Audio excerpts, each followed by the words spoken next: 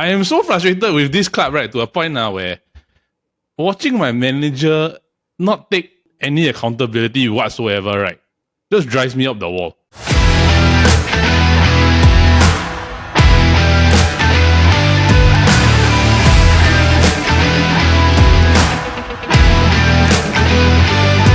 Hello everybody and welcome to another episode of the Futbol Kaki. I'm your host Elder and I'm joined by my fellow Kaki bro, Midet. Bro, how are you doing? Doing okay. I'm having a happy weekend. I'm guessing you're not having a good one. It's very hard to be enthusiastic, right? When this stupid club causes you so much damage, right? And like, I got nothing to say already, right? As you can see, right, I'm purposely holding up an Adidas version of this jersey, right? Because the Adidas version, right, is when everything goes. So you can see this thing. Then you got come to this one, right? The reason why I'm not saying anything bad about this jersey, because Nike was here and Nike was when Man United was good. So I will not throw away this jersey. I'll just keep it to one side. The Adidas one can go away. Because I am so frustrated with this club, right, to a point now where watching my manager not take any accountability whatsoever, right, just drives me up the wall. Yes, the press conference was quite absurd, I would say. Especially considering the fact that he sort of point fingers at everyone else. And then he keeps saying that I will show you. Like I will show you that I win trophies, this sort of thing. I know we're supposed to like go into the usual stuff, right? But I just have to add this up because I think my frustration cannot be tahan any longer. I think if Paul was here, right, this would be a lot worse. Oh, it'll be way worse. It'll be way worse. So you only got the half of the Man United duo here with the Liverpool fan here, right? But we will talk about Man United and Liverpool game more in depth, right? And basically the delusion of Erik Tenhag. I think he's a madman already. Like, to me, that's where it's gone to already. Like, I think he's lost his mind. Yeah, it seems like it. I really think it's crazy. It's like something go wrong. Something has gone wrong up there along the period of time, right, where I don't really know how to react anymore already. So, just to brief recap, right, I think that's pretty much the intro, just me ranting. Today's episode, we will talk about Man United versus Liverpool. Mm-hmm. We will also go through some of the other EPL games, specifically the controversial ones or the more stunning ones. Mm-hmm. Essence, basically, Arsenal and, what was it? Brighton. Arsenal and Brighton. And the controversial second yellow card for Declan Rice. Then, of course, we've also got the Everton collapse. That made my weekend so much better. just a bit sweeter. The Everton collapse. And then, of course, Spurs losing again. So, I think let's just begin with our usual week introduction of what's going on in the football. Usually, Paul will do this segment, but because Milet's here, I've asked my brother to take over and tell us, bro, what is going on? All right, what is going on indeed? That's what Paul always says, right? Yes. Yeah, and this week, we're going to be looking at what the hell is going on in Naples. So essentially, we're going to be talking about Napoli and the whole Victor Oshimen situation that is going on. I know that this podcast is mainly a EPL podcast, but it's always good to go and get news that is around the world because he was heavily linked with Chelsea as well. Now, for years, we have known that this Oshimen situation has been rather dicey and strange, considering the fact that he's always been linked with a lot of clubs, correct, Aldert? Yep, yeah, correct. He's always linked with a lot of clubs, and I think it took a big turn for Osihmen and Napoli when their TikTok account last year, they made some racist remarks calling him a bit like I think the term is like a coconut, right? Do you watch that thing? I relatively remember something like that, but I know that it basically made the relationship very uncomfortable for both because everybody knows Osihmen as like the key guy for Napoli. He was like the star. Then Osihmen, right? He would do whatever he would do for Napoli last time. But ever since that incident, right, it just feels like it's not the same anymore already. Yeah, it went from like, I'm loyal to this club to we're just going to have a professional relationship. Like, there's not, eventually y'all will move on and sell me lah. Yep. So, this transfer situation, it got very weird to say the least because Osihmen eventually, he said that I wanted to leave. Yep. And then, he felt largely that he will get sold, and I think Napoli also, they agreed like it was time to cash out on this Osihmen. There were two parties that were interested. So one is from Saudi, and then the other one was from Chelsea. Do you follow this transfer saga, by the way? Yes, I have. Because the thing is, like me and Paul, we talked about it last week. It was more towards like, who is going to come over to Chelsea? Because Chelsea's transfers have been absolutely absurd. Like we were talking about it, right? 35 transfers ago, right, for Man United was Bastian Schweinsteiger, which is like what? 2014, 2015, like almost 8 years plus ago. Then you come to Chelsea, right? I think it was the 35th transfer in like 2 years. Yeah, it's they're playing sort of yeah. So I think Paul said it the best, right? It's really like collecting X-Men, like mutants, just randomly taking as many mutants as possible. But the transfer situation, right? It got very dicey between Osihmen, Napoli, and the Saudi club Al Ahil. Because Napoli and this Saudi club, they agreed on the financial terms, right? They agreed that, okay, I'll have this amount of money. Yep. But this Napoli, they got greedy. And then they asked for like, can I have like $5 or $10 more million lah? Just for the asking price. What happened was that they were like, F that, we're just going to go and sign someone else. So they ended up signing Ivan Toney. That's why Ivan Toney is going from Brentford. I think it's for $40 million. $40 million. Half the price that they agreed upon with Osihmen. And then Osihmen also then came out and said, like, off the table, right, I don't want to go to Saudi. Like, I just want to stay in Europe. Then Napoli, they scrambled and thought, like, okay, since no other club wants to sign Osihmen, right, I think the logical solution is to go and see a club that is buying everybody right now, Chelsea. Chelsea, are you interested in buying Victor Oshimen? This deal then later went and fell through as well because their finances was out of order. And then Osihmen didn't agree to Chelsea's terms of the salary because he's earning half of what he would have earned at Napoli. Now, Napoli then went on to go and get Lukaku. And this the manager now for Napoli is Conte, and Conte loves Lukaku. Yeah. All the while he said that he loves Lukaku. And then Conte just came out recently and said that I have no interest to reintegrate Victor Oshimen into the squad. So now this all leaves Osihmen in a like, what the F is going on state right now? Because he said that he doesn't want to go to Saudi. The transfer window is closed and he's not going to reintegrate back into Napoli. So it's very similar to that Beckham situation when Capello took over, right? Do you know what I mean? Yep. Like where he's going to get iced out of the club, probably go and train your own in the corner, whatever. Where do you think that this Osihmen can go? Honestly, right? Nowhere. Because honestly, right, like if you're looking at this from an outsider's perspective, right, let's just look at this outsider's perspective, right? The only club that would have bought a player like this, right, was Man United. Or Chelsea. Yeah. Either two. But United's out of the picture, the new infrastructure changed already, right? He's not going to go United. 100%. Yeah. Then because he's not going to go United, you also go to the other club that's basically Chelsea. Chelsea's not going to buy him. He's not going to go to Real Madrid. He's not going to go to Barcelona. Nope. He's not going to go to any other big club. Maybe Arsenal you have a shot, but Arsenal's not going to pay their price. Yeah, they're not going to pay the 80 million price that you're asking for. Definitely not, right? And what this does, right, is also that it reflects badly on Osihmen, right? Because he is basically dictating where he wants to go. If I have a player and I see a player dictating where I want to go, right, so blatantly and so out front, right, would it damage my locker room if I were to bring him in? I mean, it's two ends, right? Because I feel he really doesn't want to go to Saudi, which I think is fair. But at the same time, like the options in Europe is limited. So it's like if you want to go to Chelsea, right, you might have to take a pay cut lah. Yes. Because they're already low. I mean, their salary structure is really quite crazy. There's like 40 over people in the club right now. So you have to sort of come to a mutual understanding that I might not earn as much, but at least I'll get away from this Napoli situation. Yeah. The only club that I logically thought of that I think maybe he could go, right, is PSG. Because right now Mbappe left, there's no like main number one striker. Do you know what I mean? So I think it will make sense that he probably go there because now they don't have Neymar, they don't have Messi, they don't have Mbappe. They lost all three. So it makes sense that they will probably try to sign him.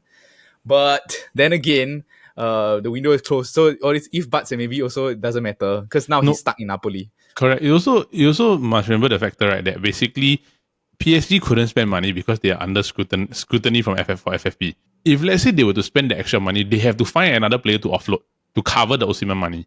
Which looks like Skriniar. Yes. Yeah, correct. Which they're trying to offload. I don't think they offloaded him yet, but they're trying to offload him. But maybe it's for this PSG, they can probably wait out the situation because they know like their financial. So they probably are saying like, it's Osihmen, you just sit tight there for a while. We can bring you over once the scrutiny has like boiled over. But it's just a crazy situation at the moment.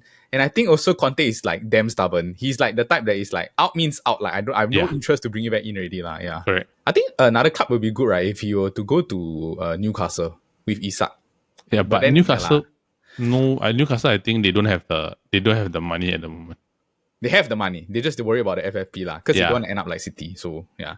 Which they didn't really add much people to them this period also. Right? Yeah, not a lot. Not a lot of people. Yeah. So yeah lah. Is what's going on with Victor Oshimen?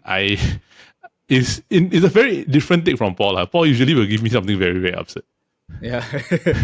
What's going on with it? But I think it's a very unique situation where he's getting iced out because people couldn't meet Napoli's valuation. So I think it's both sides. Like Napoli got a bit greedy. That's Victor Oshimen not willing to compromise. So now he's stuck.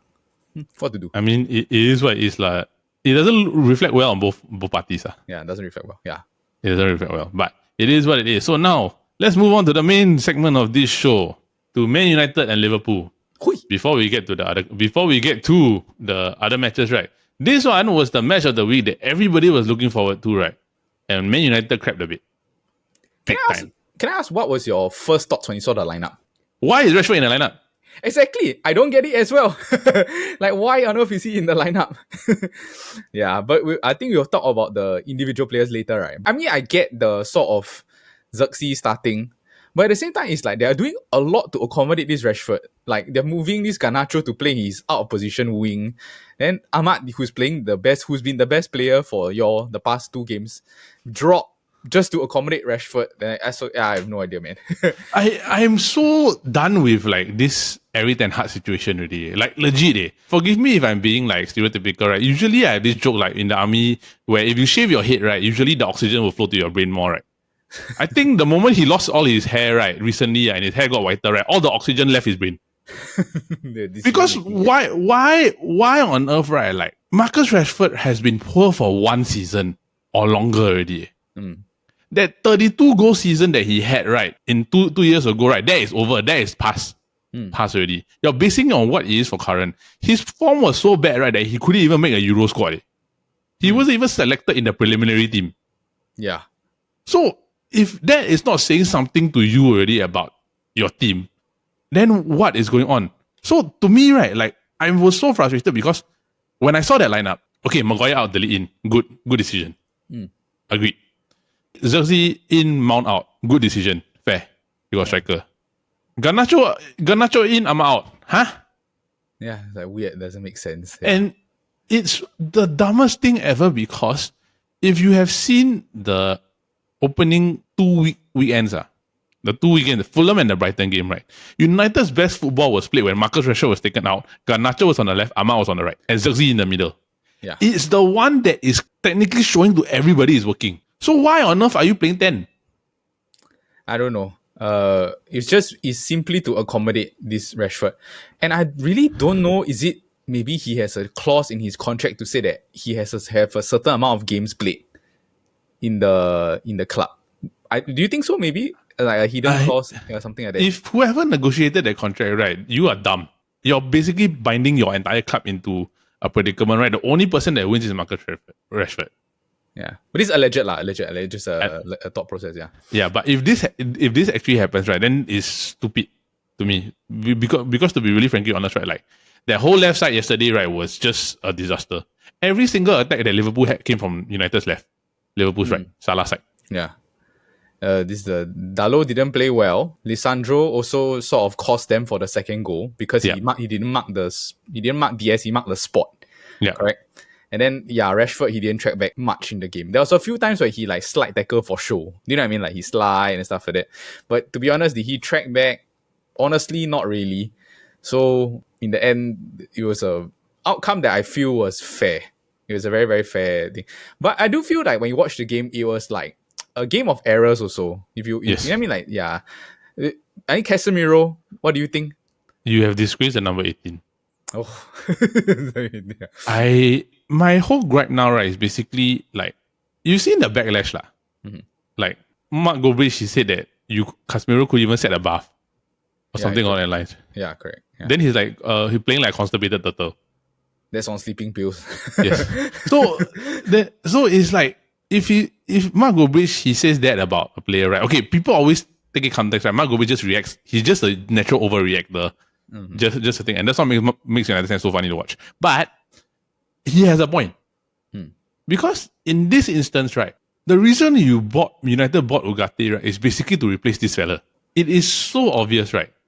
And you must remember, right? People always embark on, oh, Casemiro won this Champions League. He's won this, he's won that, he's won that. You're at United now. Nobody cares about what you want at Real Madrid. Yeah, plus he's older already. Like, Yeah. you know what I mean? Much older, and he's so slow. Like, the legs are gone. The worst part about this, right, was that I wonder, right, what was he seeing, right, when he gave away the pass for the first goal? What are you looking at? What makes you think that you can make a pass, right, between two Liverpool players, right, to go to your left back? Yeah. Yeah, I also don't know. And like on top of that, right, he was giving the ball away a lot. Not just in that moment, like there was a lot of times where it's like in the final build up all the way to the final Liverpool final, then he like miskick the ball or like the ball fly out. Yeah, it was bad lah. Yeah, but I do think that he's being a bit scapegoated for the overall performance. Like people are just saying like, okay, it was individual errors, but I do think that Liverpool quite easily dominated the game lah. Do you feel the same also? Okay, I feel right. Liverpool were clinical. Because Man United, right? Like, I was talking to my colleague earlier today. He's a Liverpool fan now. We were just talking about it. We were discussing, right? Basically, the Man United, right? They had possession at the beginning of this match, right? But it's useless possession. Okay, yeah. Like, there's nothing that comes out of it. So, like, what's the point in having like 40, maybe 60% possession, right? When basically you got nothing to show for. Like, you're just recycling the ball. Like, why are you going backwards? Yeah. And like, I want to call out one more player. I want to call out basically two players. I've already called out Rashford. I've already called out Casemiro, right? I want to call out Bruno Fernandes. Capitan. Why are you my captain is one thing. Two, right? Why are you so wasteful with the ball? I remember United had a counter attack, right? It was basically 4v3. 4. You had the two players wide, Xerxes in the middle, and he's running towards the Garnacho side. When you are passing the ball, right, wouldn't it make sense that if you're looking at the right side, right, your eye line is going to go right? You'll be able to see what you can see right in front of you on the right side, right? Then you can basically loop the ball to Garnacho, right? Why do you pass to the left when your eye line is not there? Yeah. In between Konate and Trent, who easily intercepted the ball. And then you basically waste another attack. There was a moment where there was like quite a decent build-up. Then he just randomly shot the ball. Do you remember? It's like they were just ping, then he just blast the ball, then he flew out wide. And I was like, why why give up the ball like that? I don't know. But then, yeah, so that's one, right? Then the other one is Diogo Dalot, right? I don't know how you became the player of the year last year. Who decided that? Yeah. I think two of the goals he was out of. I don't know whether he was technically out of position, but there was definitely space left in his area, on the left side. But he's not a natural left back. He's sort of playing there because of circumstance, right? But it's still like questionable the way that he defended the majority of the game. Yeah. Like I will say this he's not gonna win that right back spot because Mazzari is a much better right back. Yeah, I agree. So what happened, right, is that United literally played with 9 men, right? Because the left side was just totally just destroyed. And they were just not picking up and sensing anything. Like I've never seen a group of players, right? Like even like for Dalot, right? He's always out of position. Even in an attack. So he's not covering the areas, right? Like you always have this thing where if you play high, you have to be able to track back. You have to be able to keep the ball. You have to be able to do this, right? But you're playing high, right? This team, they're so careless. They're reckless. There's no like general direction and everything, right? Basically, all it boils down to is that all the players that Man United have are all mediocre because their intelligence with the football is not high. Okay, I know that we are like talking about the players, yeah. But how much of it do you actually attribute to the system is not working? I won't say the system is not working. I will say that is the manager doesn't know what to do. Which means that he doesn't have a system in place. He doesn't have a system in place. Like you can't say the system is not working when there's no system. Yeah, okay. Because I know that we talk about Man U, right? But I also want to talk about the Liverpool side because Liverpool is my team. Yeah. How do you feel this Liverpool team in comparison to Klopp's team? It is a very how do I say? Okay, it is what I would think every Tenhag wants to be. Okay. Because they are transitional, they are composed, they keep the ball well, they make proper valid like passes and they are moving around to be able to create opportunity for everybody else. When you lose the ball, you press the ball back. Arne Slot is doing basically what Tenhag wants to do. Yeah. Now I think about it, because everyone calls Klopp's football heavy metal football. Yeah. I do think of like Arne Slot's style of play, right? It's very similar to like a jazz band. Yes. Where it's like there is still freedom to be creative, but there is structure to like, okay, there's like sets and stuff. It's not just all about like rock. So there's still like we have to play cohesively in a structured way, but there's still creative elements to the thing. If you watch the tactic style of play, all this, I think it is very telling to contrast these two managers for the fact that Arne Slot has managed 3 games for Liverpool, right? And I think when you watch it, you can tell that the style of football is there. Like there is a very clear style of football. We're going to play controlled chaos. Like we are not going to be as reckless as previously before, but we're trying to control the game. Yep. And then I look at it at Tenhag, right? Where it's like, it's 3 years already at United. And I still don't really know how to describe like what is the style of play. Exactly. I mean? Yeah. So I do think like if it really doesn't matter who they sign. Because in the end, the style of play is not winning football style of play. It like might win cups because maybe like one-off games you can set up in a certain way or whatever. But I think to win a league, right, this style of play will not be able to do it. Do you agree? I agree. Then do you think that Tenhag will last? I as in like no. Yeah, he will not get fired for this, I feel. But if it's like the next successive run of games that is bad, right, he might get fired if like another international break comes along. I agree because here's my problem, right, is ANI still said this and a lot of Man Utd say this, right? How can the whole world see where the problem is, right, but you don't see it? Yeah. It's like I'm the clever one. I can see what y'all cannot see. You know what I mean? But it's like at the same time, it's like maybe it's arrogance. It's like you are too proud to admit that you're wrong. Yeah. Yeah, it's confirmed that because the thing is very simple. When Garnacho got taken off, right, the whole stadium boo. Yeah, the whole stadium boo. Yeah. And you saw me and Paul's reaction. Both was like, huh? Yeah, what? Garnacho? The one that was like he's playing out of position and Like it's absurd. It's ridiculous. Basically, everybody can see that left side is vulnerable because all 3 goals came from the left. So if all 3 goals came from the left, means that the left winger and the left back are not doing their job. Means that you're not covering enough, right, to be able to do something, right? And the fact that United went 75 minutes attacking from that left side, right, and it absolutely availed to absolutely nothing. The moment they transitioned to the right when Ahmad came on, 2 or 3 chances created in 5 minutes. Yeah. If you can't see that Rashford is a problem, if you can't see that Dalot is a problem, if you can't see that Casemiro is a problem, right, and you keep playing the same team over and over and over again, right, and when everybody in the whole wide world knows Alejandro Garnacho is better on the left than he is on the right, why are you sticking to the same problem over and over again? And Andre Onana is not a good enough goalkeeper. Yeah, he's not good enough. I really think, right, if another manager come in, a high quality, he's gone. Onana will gone. Yeah, he'll be confirmed gone. Yeah, he's not good enough.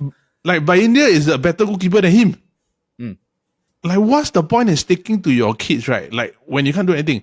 Like, and I feel horrible for the lead, right? Because the lead played an absolutely brilliant game yesterday with what he could do. He was very good yesterday. Yeah, for what he could do. Yeah. For what he could do. Because, like, I was saying this, right? The second goal, the first goal. The first goal with the header, right? The left back is gone. The whole defense gets drawn. Martinez did the right thing by trying to cover the right side. Then because Martinez covering the right side, right, the lead has to move to the middle. So the lead to move to the middle, right back not there, right? Of course, 2 open player header goal already. So like, I do think, right, I think we won't go too further this, right? I think just to close off this part with my last point, right, basically, like, if this carries on, right, and he doesn't admit that there is a problem with the existing group of players, right, he's not going to last. Because it is his arrogance and stubbornness that's going to cost him his job. I feel like this is one thing I want to say. In a club like this, right, with this stature, right, why is all the pressure of being the best midfielder in the entire club, right, and the best player and the 2 best players on the entire club, right, falling into the hands of a 19 and an 18-year-old? Yep. As much as I love Garnacho and Mainu, right, they're still young. Yeah, still young. Yeah. Kit. I don't know what else to say. I don't know what else to say, sir. I'm sorry if this is taken up about a lot of Man United fans, right? Because I find that Man United's problems are bigger than Liverpool's one at the moment, right? But as a Liverpool fan, what are you seeing? From United's point of view, lah. Yeah, as from the outside looking in. Yeah, as I said just now, right? I just think that there's no style of play. I feel that there is no cohesion between like the players' direction and then what the coach wants. And I feel that there's really not a lot of excuse for Ten Hag already, because the fact that they've really bought everyone that he wanted. Yeah. Like they've given you all the players that you bought from Ajax, like Anthony, Martinez, Onana, Mazraoui, Delete, all the Malacia also from the Eredivisie, all the players that you wanted, right? They really give. And they spend $600 million for you. So I don't think that you can keep using the excuse like, okay, we don't have enough depth, or we don't have or we are very unfortunate because of individual errors, you can body all the one person. I feel that he's not a manager that can lead the team to the past glory. So my perspective, if I was the owner, right, is like I would just cut it now. The only issue is that a lot of times is he's saved by the fact that if they cut it now, they don't know who to hire. Yeah. So in this way, right, he's quite lucky, and I think that he'll probably last the season. But I don't think they'll qualify for top. I don't think they'll get top 6 lah. I really don't think so. Yeah, maybe like we'll be the same realm as Chelsea, I feel. Yeah, and he keeps using the 2 trophy excuse. Like, you win 2 cups, right? It just means that you're good on the day. Yeah, you're good on the day, lah. Yeah. But it's not go over a long term, lah. So, United are back.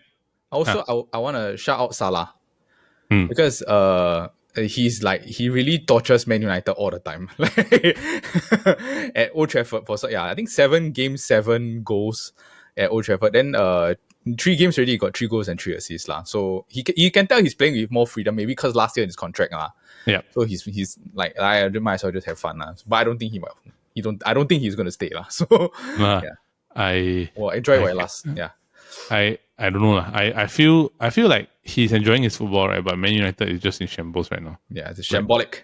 It's shambles lah. But moving on to other clubs, basically what we're gonna do now is we're gonna just do a quick recaps of like small games or other games, right? And there's not the controversial moments, right? But I think, right, the other big shock of the weekend, right, is not Arsenal, right? It's the fact that Everton blew a 2-goal lead in stoppage time and conceded the first goal in the 86th minute. Yeah. And all 3 goals were almost identical. Cross, header, or some sort of set piece, and it's a goal. Yeah. And it was bad. Like, very rare you see a capitulation that bad. Like, to the to this extent. Yeah. Do you know, is it like, when you simulate games in FIFA, right? Then you see your team is like 86 minutes, then you're down 2-0. And like, okay lah, I play the last to try and win the game, right? You really felt like that lah. It's like for some reason, right, the computer become like semi-pro mode, then everything crossover. Yeah, all the goals started going in. And I just feel like this Everton, they're not good enough, man. Like, were you the one that picked them to go get relegated, or was it Paul? I picked them to get relegated. Yeah, I think they'll get relegated. They're not good enough. Like, the defending is not good enough, and they're also tied by this financial situation. So, yeah, doesn't look good for them. But good comeback win for Bournemouth. They didn't play well the whole game, but you know what? In the end, right, as long as you win, that's what matters. Correct. This is Everton, right, honestly. All your behind the back, your pocket things, try to do everything, try to earn money, try to extort everything like that, and then this is what you get. Yeah, it made me so happy. this is just karma, like to me. Then of course we've got the Arsenal and Brighton game with the most controversial red card I think we've seen in a long time. Yeah, but to clarify, right, it was a second yellow. It was a second yellow, right? So Rice got into trouble for the first part, right? But then when it goes to that one, right, basically, if I'm not mistaken, the Brighton player tried to kick the ball, then Rice put his leg there. Okay. So based on, because I watched the game, right? Yeah. I tuned in. I was handling my baby. Then after I came back, then I saw like, how come Rice got sent off like that? Like, just went off for 10 minutes and I came back. Then I went to go and later look at the replay, right?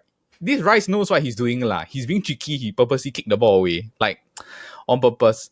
Now the issue is whether you feel that is like a yellow card offensible sort of situation. I do think that if you were a ref and you're going to read the situation and you already know that Rice is on a yellow, it would have made the most sense if you go up to him and say like, hey, I'm going to give you a warning. If you do this one more time, then I'll send you off. Yeah. But it's like, to give a straight yellow just for like that sort of mischief, I feel is a bit harsh. Yeah. Yeah. Yeah. But and if you were to look at it consistently throughout the week, right, I think there was a lot of this sort of like foul play, like they like slowly kick the ball away and stuff. No one else got yellow. But then this Declan got yellow carded. And then now next week is the North London derby. He's not going to be playing in it, which is also, yeah. I don't know. But I know that this ref, right, he like, a lot of people feel that he got a thing against Arsenal. I can't remember his name. Yeah. I got nothing to say. Yellow? I mean, it's harsh. It's harsh. Like, it's really harsh. I don't like small stuff like that. Then Declan Rice go on the floor, everything, look for contact, roll on the floor, simulate a bit, right? Like, I mean, if you really wanted to give a yellow card, right? I've seen things that are a lot worse that have not been given yellow. So yeah, much worse. Yeah, like you give a yellow on that, it's basically like the referee stamping his authority on the situation. Yeah, correct. So, and it's not something that we can actually say much, right? Because it's not like a Michael Oliver or Anthony Taylor type situation, right? Where it's just power hungry or like stupid decisions, right? This one is just like are you okay? Yeah. You see, if not for the fact that this but I mean, like, aside from that, right, Harvard's a very nice goal, the one which very chipped over the keeper, but the Arsenal's defense is really very good. Like the fact that they managed for 10 men to really lock this Brighton out the whole game, aside from the one where it was like a rebound and Joe Pedro scored lah. Yeah, that's what really saved them. So overall, I do think it's like a good result given the circumstance. Like they were to get a draw, as opposed to like they lose all 3 points lah. Yep. But so I would say that in essence, right? Like I've always said this about Arsenal, defense is good. You got a striker problem. You got a striker problem. Yeah. You really have a striker problem. Like I don't trust Havertz enough or Nketiah or like Jesus to be able to get you goals consistently throughout for the duration of a 30-game season. And Nketiah's gone already. I think. Nketiah's gone. So Nketiah wasn't doing it, but Jesus and Havertz, I don't trust them to get you goals for the entire 38-game season, which is not right. So moving on to Arsenal's opponent after the international break for the North London derby, right? Spurs lose to Newcastle. Yeah, that was a fun game. This was a fun game. Yeah, this one was very very back and forth, right? But in Spurs fashion, right, they got broken down in a very Eddie Howe fashion. It's a literal counter attack. In a very like Postecoglou open sort of like very high line counter attack football. Is the issue with this high line, right, is that it's dangerous, it's very exciting, right? But you're very, very susceptible to counter. And then very easy, like Isak just like, okay, I just gotta tap it in lah. Being Spurs, I don't know why they just cannot beat Newcastle. Yeah, they can't. It just cannot be Newcastle, right? But it brings them into a very interesting situation, right? Because currently they sit 10th, and then Arsenal, right, they are behind Liverpool and City, currently sitting in 4th, right? Tied for Brighton on goal difference and points. Brighton currently 3rd, which is a shock to me. Yeah. It's a very big shock, right? So what we're going to do today is basically we're going to do our predictions for the match of the week. Now, note that we understand that the international break is next week, right? And the Premier League returns on the week of the 14th and 15th of September. Yeah, 14, 15, correct. 14th and 15th of September, right? So, Futbol Kaki will be actually taking a break next week during the international break, but we're going to do the predictions first because since Arsenal and Spurs are in very unique situations, and we are talking about them, right? We're going to go with Arsenal versus Spurs, right? So, for a quick one, do Spurs have a chance? They have a chance because they're at home. Yeah. So there's always a chance for them, and the fact that they always will be able to go and hit them, and they'll be able to apply pressure to them. Yep. But if you're just betting it based on what is logical, it makes the most sense that Arsenal will still come out on top. Yep. But the beautiful thing about football and the beautiful thing about derbies is that from all this starting, it goes out the window because emotions are high and everything. So you can never say that they don't have a chance. If you have to bet your money, you still bet Arsenal, but it's not like a guaranteed thing. Yeah. Yes. So what do you feel? Do you feel that there's a chance? I feel that there's a chance that Spurs could win, right? Because the fact that Declan Rice is not on the field. Yeah, it's not on the field, which makes a big difference. Which is a huge difference. It's a huge difference because Arsenal have always played with Declan Rice in their midfield for the past like 1 year. So the fact that he's not even in this like situation, right, and he's suspended, right, would actually have quite a big impact on a team, right, that basically is going to be very heavy, right, and the fact that Declan Rice is probably one of the most press-resistant defensive midfielders in the world. Yeah. So playing that against a press-heavy team, right, with probably Jorginho and Partey at the anchor is going to be a bit more challenging for Arsenal. Yeah. What's your score prediction? I'm trying to see whether I'm going to do this right because I don't like Arsenal. Or do I really want to put a logical I think. Okay.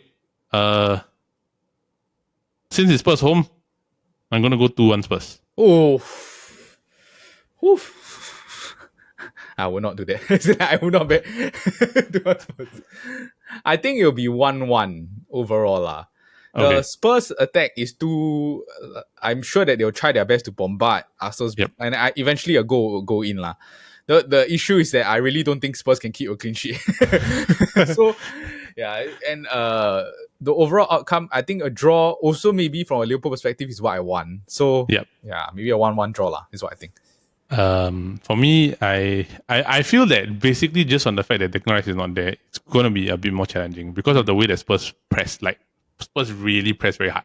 Yeah. So, I would say, I think for me, 2-1 is a fair result. But just to chime in, right, usually me and Paul, we always have this like weekly predictions, right? But because Paul's not here, so this one will just be a friendly prediction between me and me. Let's see who gets it correct. So when Paul returns, right, then that will actually continue with the results. So, just to update everybody, based on what we predicted last week, so Paul, I think he predicted a 1-1 draw. I predicted a 2-2 draw. Based on the fact that basically Liverpool scored 3, right, I win. because Paul predicted Liverpool only scored 1 goal. I predicted Liverpool scored 2. Yeah, great. So for the predictions, right, there's another bet going on. Paul already got his prize, which is a jersey. And yeah, so before we close up, you got anything else to add? No, I hope everyone like has a good international break to go and do other stuff, right? But I really hate international breaks. It really sucks. Like, it spoils all the momentum and stuff like that. But yeah, hopefully your Futbol Kaki, you'll get a nice break also lah. Like, a nice break. I just don't want to have a situation where it's like headline reads, right? Somebody gets injured. Who's Man Utd playing next? Southampton. Oh, okay lah. That one should be an easy game back. But the run after that is quite difficult, right? The run after that, right? The run after that is Crystal Palace, Spurs, Aston Villa, Brentford, West Ham, Chelsea. Yeah, it's not the easiest lah. Yeah. It's not the easiest. Yeah, and a lot of games are away. From the first round. Yeah, correct. So we shall see. So with that is this week's episode of the Futbol Kaki. Alright, so that's it for this week's episode of the Futbol Kaki, brought to you by the Chit Podcast Network. Now, for those of you who are tuning, we just want to say thank you, and we hope that you continue to watch our other shows, which of course are the Copy Bros, every Monday, where we talk about fun and trivial topics involving basically everybody from the Futbol Kaki and of course the SG Draft Podcast, which we will talk about later. But last week's episode was more like this week's episode was about teachers' stories, because it is Teachers' Day this coming Friday. I've listened to the episode. I know exactly which teacher Paul is talking about. And you also know which teacher I'm talking about, correct? Yes, probably. Yeah. But I will not say anything, right? For all you Bucker boys, you hear? You all know. Let's just keep it at that. Yeah, Let's keep it at that. Then of course we do have our flagship game show. If you like game shows, do tune into the SG Draft Podcast every Friday, where we come in together and draft about different topics, everything under the sun. We've done food, we've done games, we've done music, we've done situations. Yeah, situations, movies, shows. Situations, movies, basically everything. So why you want people to go on this? Because it's a very interactive portion. You are allowed to vote for your favorite team. Voting begins, of course, every Friday, 12 o'clock, and of course closes up on Saturday, 12 p.m. So for every Friday, tune into the episode and of course go and vote for your favorite teams. Yes. All of us are involved.